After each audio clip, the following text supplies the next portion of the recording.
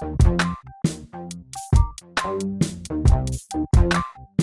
here with the Digital Digest, and today I wanted to share a comparison between the Microsoft Surface Duo on the left and the Samsung Galaxy Z Fold 2 on the right.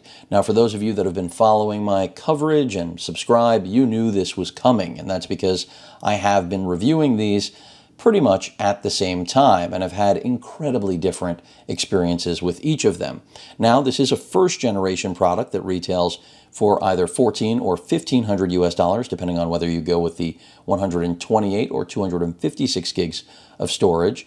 The Z Fold, on the other hand, comes in at 2000 US dollars, and the only thing you get to choose is essentially the color and possibly, if you're willing to wait 5 weeks, the color of the spine. With that said, they are two of the most compelling devices here in 2020, two of the most interesting, but I will tell you right here at the top of the video, only one of them is worth entertaining in my opinion, and that is the Galaxy Z Fold 2. Not only is this a second generation product, but it is everything it is supposed to be. Whereas the Surface Duo, is Microsoft's best foot forward here in 2020, and I think it is a really compelling piece of hardware, but it leaves so much to be desired that I cannot recommend it to anyone. And I'll get to that through the course of this video. So in terms of pricing, we got that out of the way. Let's talk about hardware. I said 128 or 256 gigs of storage, 256 here on the right with the Z Fold 2. Neither of these has storage expansion, so keep that in mind. So if you're going to buy the Duo, even though I already said I don't think anyone should, of course people still will, and go ahead, enjoy yourself. Remember that you may want to pick up the 256 if you feel you need that additional storage.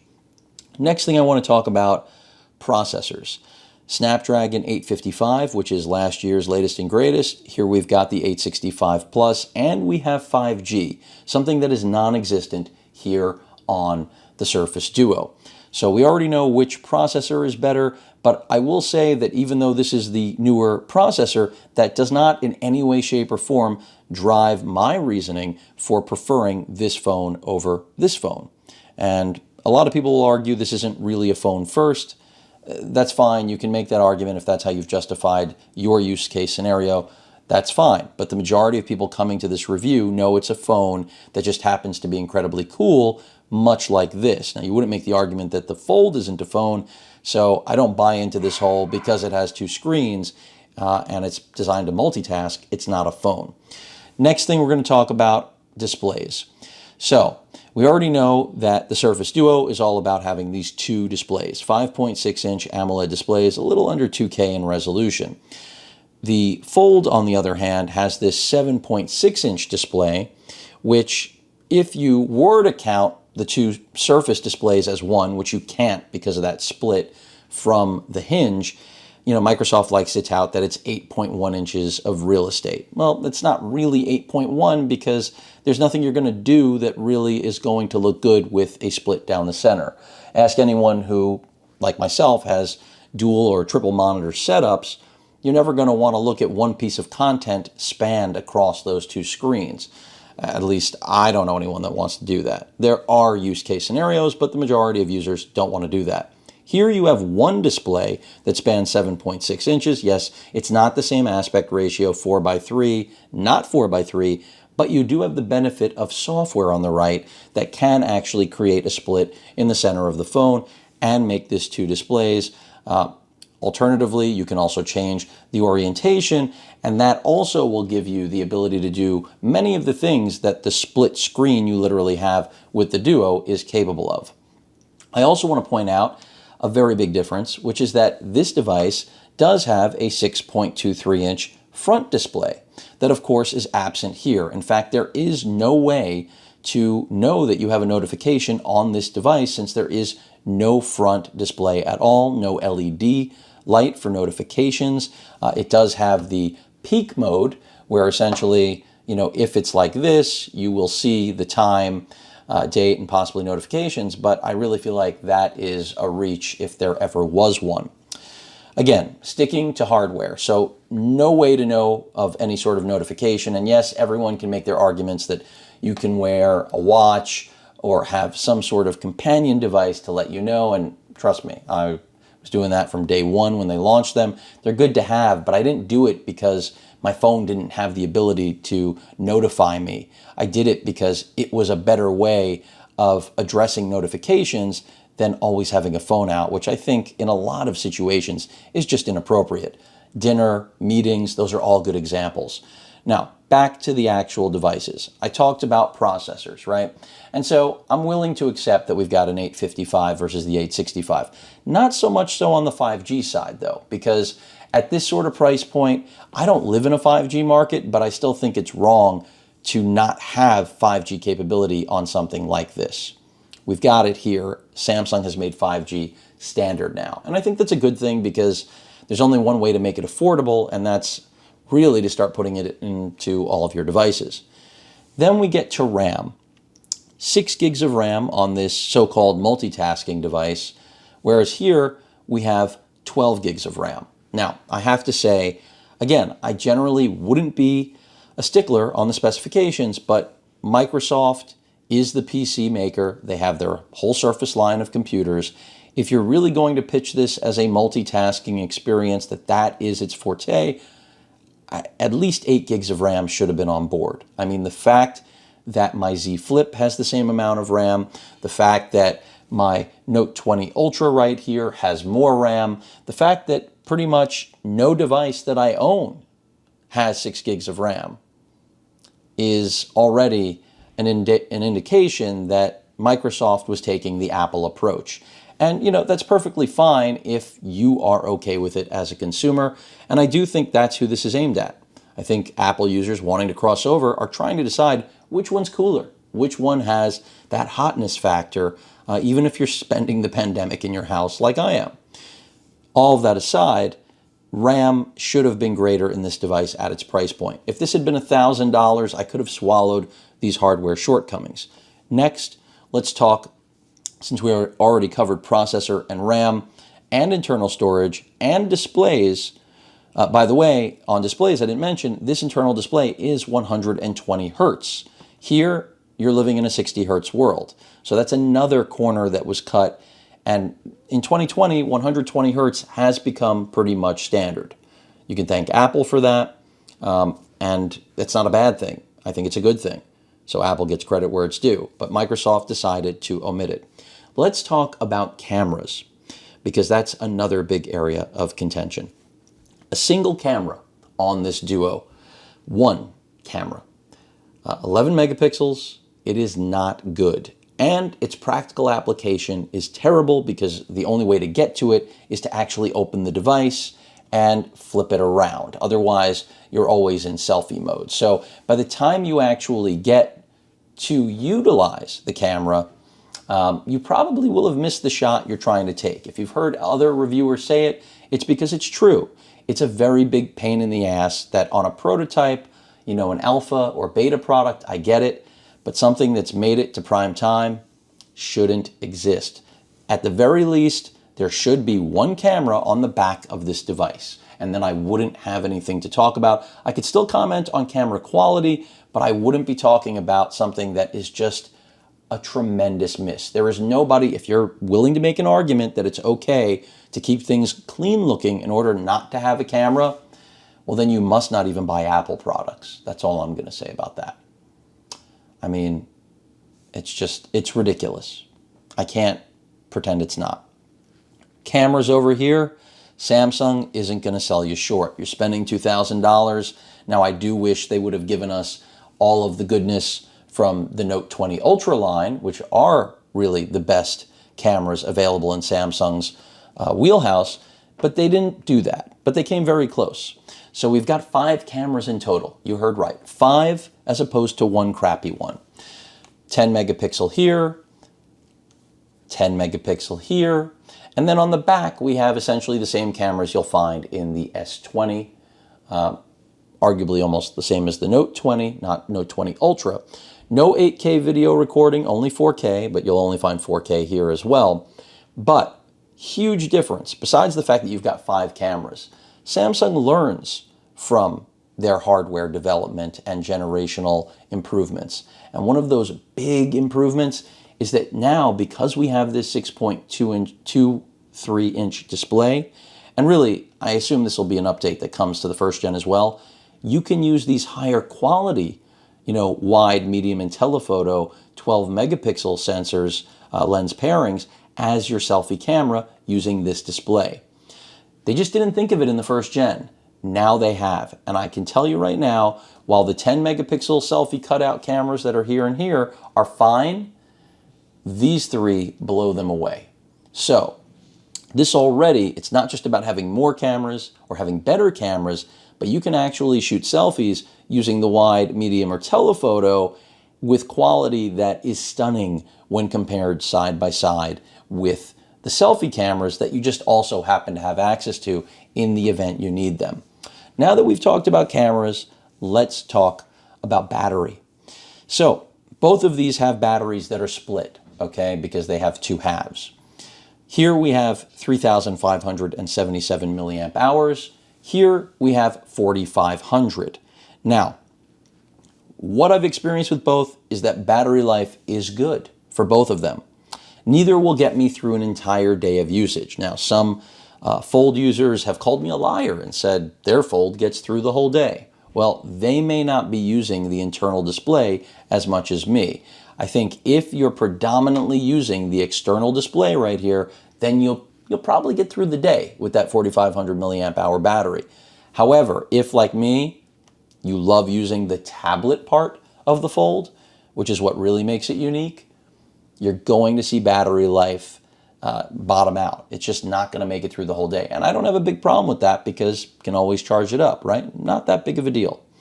Here, on the other hand, I was surprised at how well battery management does, but that's not because Microsoft is brilliant. It's because when you have this thing closed, what's being utilized? Nothing. Zero. And when you think about the internal hardware, the fact that it doesn't have nearly like even half of the amount of tech that goes into this phone, it makes sense that this thing could do a trickle. And well, the Z Fold 2 is just a beast in another league.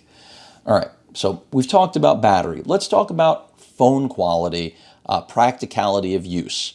Okay, the earpiece I already mentioned right here, you will have to open up the Duo to actually take a call. You can turn on speakerphone. The speaker, the speaker is right here in the top left of the phone. It's awful. One speaker, mono speaker. It doesn't work in tandem with this. That is going to be your speaker right there for speakerphone performance. Now, I haven't had any problems with making phone calls with this. People on the other end haven't said that I sound like I'm on a tin can. So that's good. It's fine. But it's just fine. And maybe that's why Microsoft likes to say, we don't want you to think of this as a phone. Well, that's because if you think of it as a phone, it's a pretty bad one. Move over to the Z Fold 2. And with the Z Fold 2, you can obviously take a call like this, or you can alternatively, of course, take a call like this. So you have a lot more flexibility, and you have the benefit of having stereo speakers when it comes to having any sort of speakerphone, forget media playback during that call. So just, again, food for thought as an actual phone. Now let's talk about the next thing that I think is critical. Inking doesn't exist here, but it does exist here. Now, this is a big pitch for the durability of this device. It's glass covering plastic. Here we have, a substrate with some sort of incredibly thin glass, as Samsung likes to call it, but I'll still call it plastic, with, of course, glass on the front, but we have an all-metal build on this device. There is a case on this right now, leather Samsung case, but all-metal build.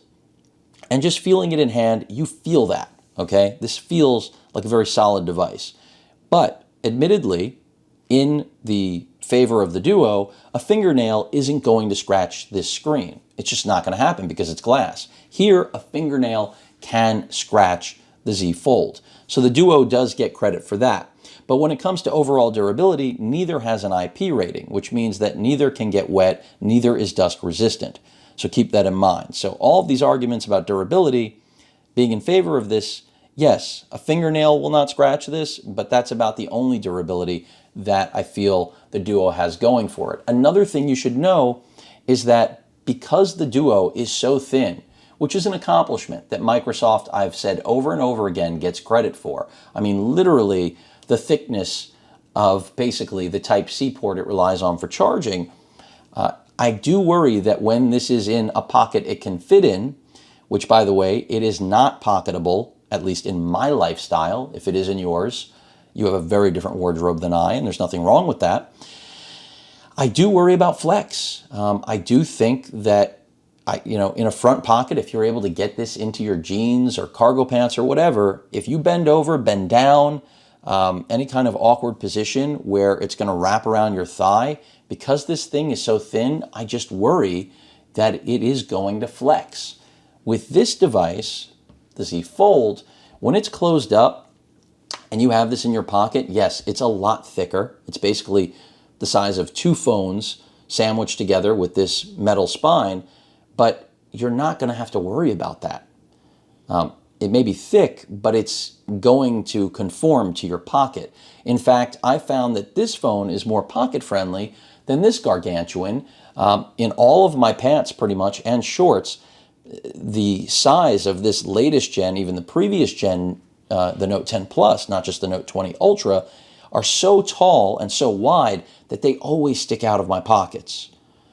This phone, because it isn't as wide, is not sticking out. Go figure. So I actually think this is more pocket-friendly than even the Note 20 Ultra, so certainly more pocket-friendly than this. Is it thick? Yes. Does it do something and deliver an experience that no other phone on earth delivers, other than the previous Gen Fold, which doesn't come close to what this thing is capable of? Yeah. So keep that in mind. If pocketability is important to you, which I think it has to be for most of us, unless you are going to carry this in a bag, that's another thing you have to consider when looking at these two devices.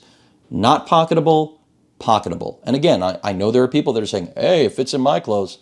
Again, your wardrobe and mine are not similar. I'm not saying that's a good thing or a bad thing. I'm just stating the facts as they exist here in my world. This is my world, my channel. It is what it is. Eat the finger in the chili if you want. Now, next thing I want to talk about, since we've covered the majority of the hardware, I did mention the terrible speaker here and the fact that multimedia on this is amazing. One of the biggest bragging rights of this device is that hinge that allows you to go 365 degrees, basically like a Lenovo Yoga device. And it's a good thing. I don't dislike this in any way, okay? It's a good thing, but I don't think it's a game changer. In fact, there have been devices like it before, maybe not in the smartphone world, but if that's what undid the water resistance, I almost kind of wish that Microsoft would have made a single display device. But where I'm going with this is that, yes, you can't bend this back like you can here, but that to me is not compelling enough to undo everything I've explained to you here. And if, which I think one of the best ways to use this device is like this, well, that can be accomplished with the new hinge that Samsung employed in flex mode. Now, of course, because one is 4:3 aspect ratio and the other isn't, I don't have as large a display here as I do here. But the reality of it is that the multitasking capability at the end of the day is the same, because I can run one app here and one app here. Will it be as large a display this way? No, it will not. So that goes in the Duo's favor. But at the same time, this idea that I'm going to use it for like tent mode to consume content, these screens are not large. This whole pitch that these are big displays, they're not. Once you actually put video on them, because they're 4:3, the video is not going to fill full screen. In fact, I saw the father of the Surface the other day, and I could include the video here, but I'm not going to, because I'm not trying to knock him. He's done Panos has done an amazing job with the Surface line, but he put up on Instagram, himself watching a football game in portrait. So it took up this much room on the display, and then had his fantasy on the left. And he was showing this is what the Duo can do. It can multitask. But in reality, the father of Surface should have known that if he was going to do that, this would have been the way to do it, because then he would have been in landscape. He would have been able to watch the game in as large a format as you could with this and see his fantasy stuff in just as large a format as he could. So he wasn't even using the product correctly. And again, Panos, I'm not disrespecting you. You've done amazing things for the industry. They don't send me anything, so I mean, it's not like it matters. But the man deserves credit where it's due. But even he doesn't seem to use this product right, is where I'm getting. Even though so many users think that, I don't understand it. It's time to rethink that. So, multimedia experience on this device is far superior. Speakers blow the Duo out of the water, and the screen in here also, I have to say, is much better. It's higher res than either of these panels, and a continuous 7.6-inch display is better than a broken 8.1-inch display. Okay, there's no argument to be made there. Now, when it comes to the split screening, the spanning, all of those things, outside of Microsoft's 365 suite, and yes, I'm talking about software now, even though I'm not done with hardware, there really are far few in between in terms of applications that you're going to even be able to utilize to see one instance on one side and another element of it on the other. So with Outlook, you can have your list of emails and then have an email here, but I can do that here as well. Can't do it in portrait, but as soon as I turn to landscape, it does the exact same thing. So Microsoft has not reinvented the wheel. In fact, the first generation of the Fold could do that. In fact, I'm pretty sure that LG's, now in the third generation of dual screen display devices, even if it's janky compared to this, can do that. So there's that. And then you have the problem with the Duo that you can't run two instances in Android of the same app. So if you wanted to run Chrome twice, one on each side, you couldn't. Now you can do that with Edge, but I can do that here too. I can run Edge on one side and Chrome on the other. So again, the novelty, what makes this unique, it's lost really quickly. And this idea of the separation of space, you better be married to it in a way that's irrational. I'm stating the facts yet again. So if you live, work, and reside in the 365 suite, you're going to take advantage of these.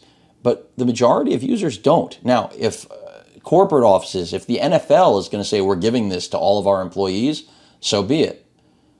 That's fine. And that's what Microsoft does with a lot of their products. Look at the Surface. Great to deploy for enterprise. And this may be the same thing, but right now this is being sold as a consumer device. And for every person that says to me, you don't get it, I'm in the stock market, I said it in a previous video, I don't know where you think I come from, I don't know what you think I've done with my life, but I worked in television and I worked in finance. That's my background. And my focus in finance was tech. So, moving right along, if you think that I don't understand multitasking and having separate displays and the novelty, not just novelty, but the productivity level it brings, I do. I have a triple monitor to my left, 48 in the middle, two 27s in portrait on the side. That allows me to do whatever I need to do, literally. So I'm all for this concept, but the execution on the software side is not, I won't even call it half-baked. And if we needed to wait till Android 11, that's exactly what should have happened. We shouldn't be sitting here, and I shouldn't have to compare these devices. One is ready for prime time, the other one is ready to stay inside of Microsoft's headquarters and their R&D lab. And again, I love the way this thing looks, but let's get back to the hardware. I already mentioned software issues, and the flex mode here, by the way, which detects when the hinge is actually up, gives you, in my opinion, more functionality than you get out of these two screens, because everything that they do with these two screens, again, can be done with software here on the Fold by third-party app manufacturers and Samsung themselves. And Samsung obviously has a tremendous advantage at this, not just because this is the second-gen Fold, but because they've been in this business since the beginning. Microsoft has come in and out. They've made their acquisitions. Nokia, wow, did that fail? Windows Phone was my first, in my opinion, legitimate, decent smartphone back in the day that I could do tethering and all that. But those days are long gone. We're talking about the 2000s. Now it's 2020, folks. Microsoft could have done better than this. Samsung, the only way they're going to improve this phone is giving us pen input and an IP rating. That's not a lot left. And so now I'm back to hardware. Charging. 18 watts, quick charging. And that's fine. I'm not a stickler on that. That's cool. It's not as fast as I would like. Here we have 25, okay? Which also, it could have been faster. But what this does have that this doesn't is wireless charging, okay? Power share, so I can charge another device with that 4,500 milliamp hour combo battery that's in there. This has none of that. A lot of this reads this way. Let's get on to another thing, NFC, which to me is not critical, but if you like to use NFC for mobile payment, this thing is a brick. This can do it. And again, you can make the argument you could be wearing a watch with NFC. That's not what I'm comparing one phone to another. So, you kind of get the picture here. 5G, no 5G, Snapdragon 855, Snapdragon 865 Plus with, as I just mentioned, 5G. No NFC, no wireless charging and power share. 6 gigs of RAM, 12 gigs of RAM, one camera that sucks, 5 cameras that the front-facing, the selfie 10 megapixel cameras are just as good as this single 11 megapixel camera that's pretty much unusable because of where it's located. And the RAM difference is huge. Again, 6 versus 12, those just sound like numbers. They're not. Try using them. The gestures on here, novel idea. It's not about a learning curve. It's about being buggy. The camera app crashes on the regular. Apps think you want to close them when you're just trying to span screen or switch them from one side to the other. None of that crap happens here on the right. None of it. You've got a battery on the right that's 1,000 milliamp hours larger. You have, in my opinion, overall construction, believe it or not, that I'm going to say is better. Even though this has glass, remember, this is a plastic phone covered in glass. This is not. And I'm not making an excuse for this display, which is plastic with Samsung's glass on it. I'm not going to pretend that that's real glass and give Samsung a pat on the back, but the overall feel of this device is far more substantial than this device. Okay. And then when it comes again to pocketability, as I've mentioned, this is not going to fit in at least any person that I know. It's not going to fit in their pocket. This is. This may be a little bit thick, but it's going to fit. This is super thin, but what kind? You have to put this in a cargo pocket, or you have to have clown pants. I don't know, you have to be into ska, I guess. I don't know. Either way, the whole point is that, what am I at now? Almost 28 minutes. We've gone over the hardware, we've gone over the software. One thing I didn't touch on is usability with the keyboard. When you have this open and you bring up the keyboard for a field, it populates on one side of the screen. And trust me, I love SwiftKey. Microsoft bought them. That used to be my go-to keyboard. But the reality is that you find yourself then trying to type with one hand on one side of the phone. That forces you to do this. And then you're saying to yourself, why the hell did I ever buy this thing to begin with? And it's awkward even in this capacity. I mean, remember, this is still not a normal sized device. I mean, I didn't think I'd ever find myself with something more unruly than a Note 20 Ultra. But this is it. It really is. And that's with my hands. What if you have smaller hands? I mean, if you have large hands, kudos to you. You might be able to one-hand this thing if you are an NBA player. But the average person isn't. And that's what I'm getting at here. So just texting on this, I found to be a pain in the ass. Texting here, even if it's open, they split screen the keyboard. And I'm not saying that can't be done here. It can. But the fact that you don't have a continuous display kind of screws everything up. And that pretty much rounds everything out. $2,000 here, $1,500 here. Only one of these deserves the money. And if we just strip it down from a hardware perspective, an R&D, there's no question the margins are less on this device than they are here. I mean, Microsoft is making a killing. I don't know what this costs to manufacture, but I can make a guess. And I don't think it costs more than $600 to make. Whereas I bet you this costs at least $1,000. At least. Think about that for a moment. I mean, I'm not taking away from their R&D costs of putting this together and making an amazing hinge. I mean, that's what they really get credit for here, is an amazing hinge and incredibly thin design. But that's it.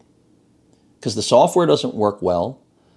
I mean, they didn't really think through usability. I mean, one of the worst parts of this phone is that when you open it up, okay, when you go to unlock it, all of your notifications are in the center of the device. In the center of the device, on the friggin' break. How lazy was Microsoft not to develop and say, well, we don't want that to be on the center of the device. That's going to look like we basically just didn't give a shit, like we gave up. Guess what, folks? They did. They pushed out something. I don't know why. I was excited about it. It was intriguing to see the design and the concept come to life. But notifications on the hinge?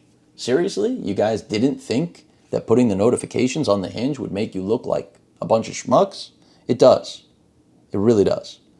So while a lot of credit is due, there's a reason I have so much criticism for this device.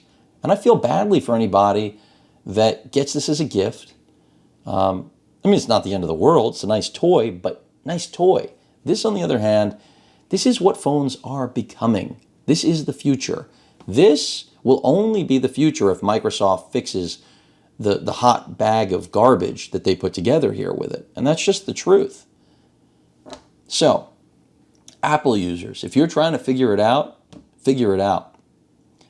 This thing is not the way to go. Might look and feel a lot like, your old iPad mini shrunken and glued together, and even with that nice little logo on the front and clean design, it's adorable. But so are other people's babies, right? They're adorable. But you don't take them home with you, do you? And I love kids, don't get me wrong. I think you understand the analogy. This, on the other hand, you won't have regrets about taking it home with you. I mean, it does everything that the Note 20 can do outside of inking, but then it gives me a tablet in my pocket. And trust me, that is beneficial for so many things. And I can split screen. I can have 3 things running. I won't be surprised when we get 4 things running with One UI 3.0. And everything is better about this in every single way, not just the hardware, not just the cameras, usability. I mean, this is a product ready for prime time. This is a product ready, as I said, to stay inside of Redmond. That's where this belongs. Oh, and that odd thing in here, a flash, what is that even doing here? Why is there a flash there? I don't think anybody knows what that flash is about. What is that flash about?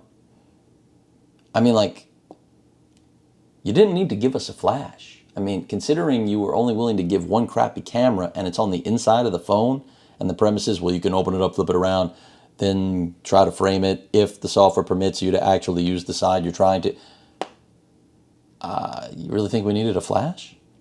I mean, seriously? Seriously? Anyway, hope that sums things up. 33.5 minutes. And there are other things I didn't get into.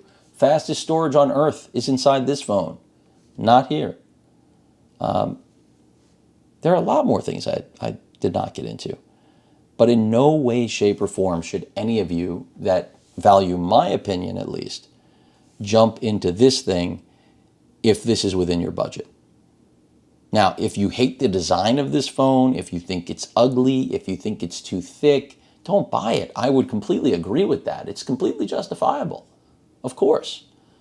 But if, like me, the thickness doesn't bother you because you know the future is in your hand and you want the best of everything, Samsung's almost done it here. They should have given us better cameras. They should have given us 512 gigs of storage. They could have even given us expandable storage. The S Pen, technologically not capable yet with that interior substrate, but I would make the argument they could have given us, and Samsung, take notes, this screen you could have given us a pen for.